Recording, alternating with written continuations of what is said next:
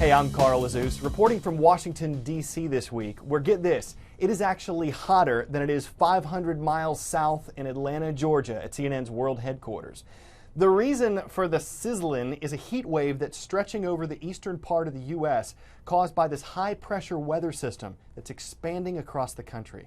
We've got something for you today, though, that'll hopefully help you cool off. I'm joined by my CNN News Source colleague, Karen Caifa, who's going to talk to us about what to eat to stay cool on the inside while you seek shade on the outside. Right, Karen? Right, Carl. It's great to have you here, even though it is super hot here in Washington. And when the weather's like this, sometimes you don't really feel like eating.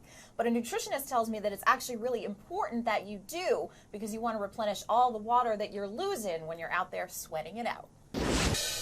When the weather is hot and sticky, the foods you love may not seem as appetizing, but you can help your body beat the heat by changing your grocery list. We need to be eating, and we need to be eating light meals, eating often, and we also want to make sure that we replace a lot of the water that we lose when we're sweating. To replace that water, registered dietitian Rebecca Scritchfield recommends stocking up on fruits and veggies, which are almost all water and quite nutritious. Some of the nutrients that you get in dairy foods you can actually get in vegetables.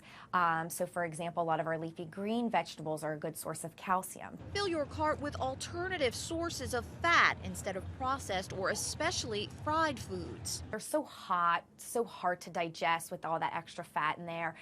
Your best sources of fat in this heat are going to be fat from seeds and nuts and avocados. And most people know to stay hydrated, but check the labels on flavored waters and other drinks. A lot of waters are, kind of fancified, and they've got artificial colors and flavors.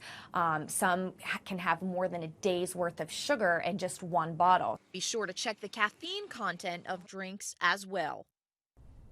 And you want to make sure you're not taking in too much caffeine in things like soda and things like iced coffee, because when it's really hot outside and you're working and you're running around, your heart rate can start racing really fast. So you want to avoid that, especially in the heat, Carl.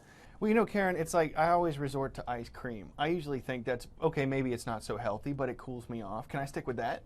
You can stick with that in moderation, like all good things. There's a lot of sugar and there's a lot of fat in some ice cream, so you don't want to eat ice cream 24/7, 7 days of the week. You might want to stick with some sorbet, or another option that the nutritionist gave us was some frozen fruit, maybe sticking some watermelon or grapes in the freezer and then taking them out for a nice cool snack.